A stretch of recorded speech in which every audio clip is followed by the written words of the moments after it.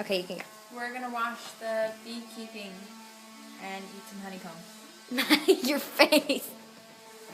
We're gonna eat some fresh honeycomb right out of the hive, I guess. Look, there's Mr. Turkey. Okay, where are we going? We're going over here.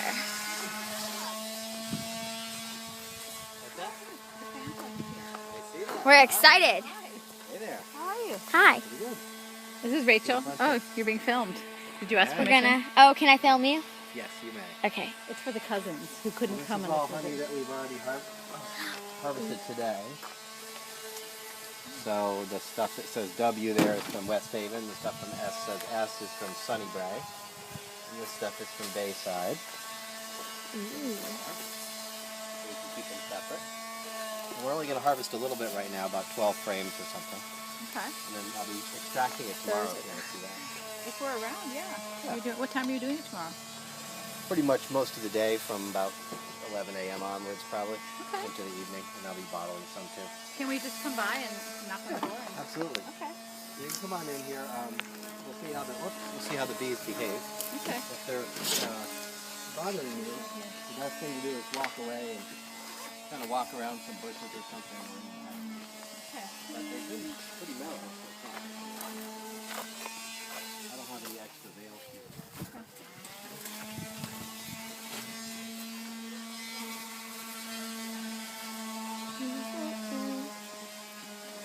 Here we go to see the bees Strawberries. and get fresh honey. Oh, strawberries.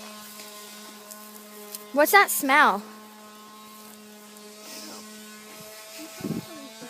Ah, that's a lot of bees. Oh, it might be the smoke from the smoker. Just to keep the bees calm. You guys aren't coming closer in? I'm gonna stay over here. We'll see how they behave. If you feel comfortable, you get a little closer. They're pretty mellow. You see, I work them with a t-shirt on, and I'm generally fine. Unless you're, squishing bees, they're pretty nice. They're everywhere. Last month, Rebecca, my older daughter, was at the beach with a friend, and the friend got stung and turned out to be allergic, and the paramedics had to come. So Yeah, that she's kinda a little, makes you worry. yeah. Makes you worry a little bit. You just Wait, grab it what and was grab the thing one. that you were spraying? That's a little smoker. It's just some old burlap burning in there. And the smoke helps to keep the bees calm. I think the idea is that they think there might be a fire nearby, so they need to gorge on honey and not worry about the big mammal. Wow. There are a lot of bees.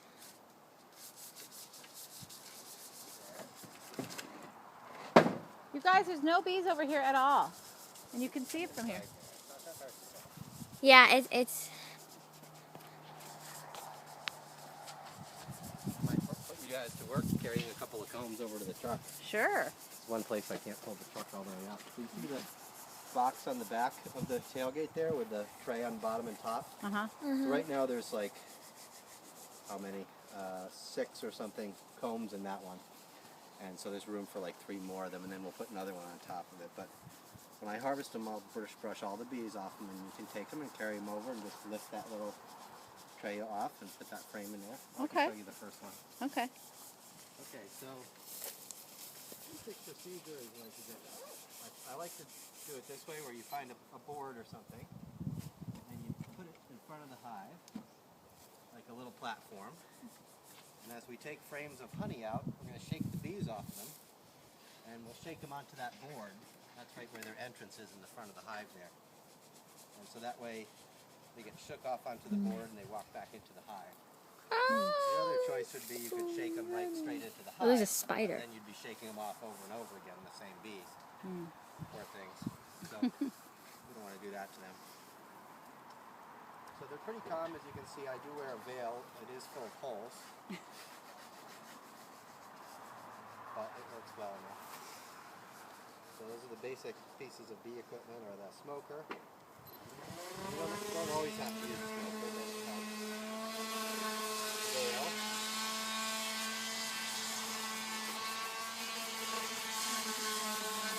What? And then 2 hand tools on the This guy doesn't fly off. I don't know. This one's just called a hive tool, just for prying stuff apart. And it's called a bee brush. Pretty basic stuff. So taking off, that was the lid there. Wow. There's so many of them. Yeah. If I notice that they're acting aggressive, I'll warn you. Okay. I mean, I can't guarantee I won't notice. I'll notice first. But I don't think there's very much in this top box here, so probably just going to take that off and take a look at it. Each of these boxes comes with something called supers. Because they're superimposed. I need to have an escape route. Are they? But it's all interconnected, so they can go enter the bottom and work their way up to the top. Oh. Got a frame hanging off the bottom there. That's a lot of. That one got pulled out because it was attached to the ones above it. It's just attached by wax. Yeah. That's fresh. Whoa, that's so cool. So I didn't realize they make the honey and they eat the honey, right? Oh yeah. The whole point of their making honey is that they can save it for the winter. When there's no flowers around, that's their food and fuel source. That's also how they keep themselves warm. There's quite a bit of honey in that second box. Some of it's more ready than other. I'm going to see what's in the next box down will be the last one that might be harvestable. The ones at the bottom are where they're raising babies. They need that for the winter, and they need some of the honey left on for the winter. So we don't take everything, just what looks like it might be extra. Is this the stuff you're going to take down to the county fair? Yeah, in fact, I'm going down there on Friday, Thursday and Friday. Oh, Saturday and Sunday. we'll probably be there one of those days. I'm in the flower house.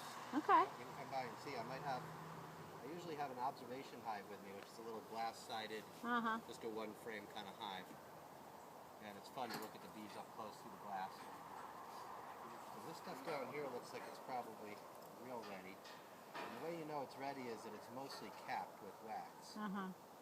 So they have to dry a lot of moisture out of the honey.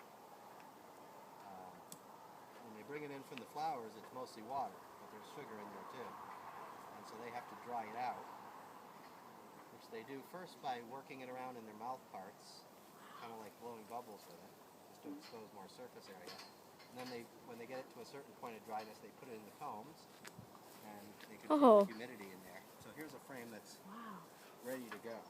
Because it's all capped? Yeah. That means they've filled it to capacity. Wow. Is the cap the wax? Yeah, the cappings is wax. When it's totally ripe and it's a full cell, I'll just shake the bees off there.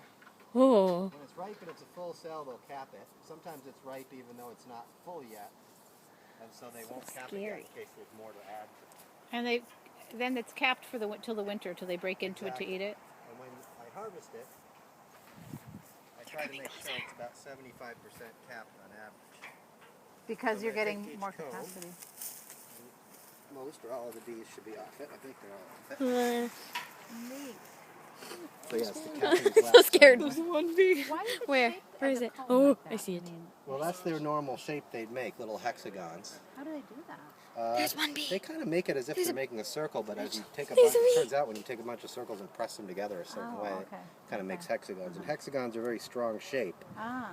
So even though this is holding like 3.5 pounds of honey, there's probably less than an ounce of wax in there. It's a remarkably go? strong shape. the bee It's kind of go? like one of those Oh, there it geodesic dome kind of things. Wow.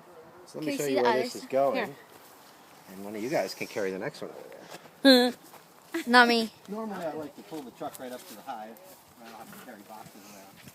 But they do get pretty heavy. They get to be about 40 pounds. There's still a bee on there. Well, we'll just brush them off before we carry the box. How many times have you gotten stung? Not very often. They're pretty mellow. You really have to get them mad before they sting you. If you're not squishing any bees, they're usually fine. I think I got one sting today that was probably my own fault. So you see how that works? I just slid that one in there. Might be one or two bees biting. Put that on. There's one above you, Maddie. Get in there. There was one up right there. It's gone now.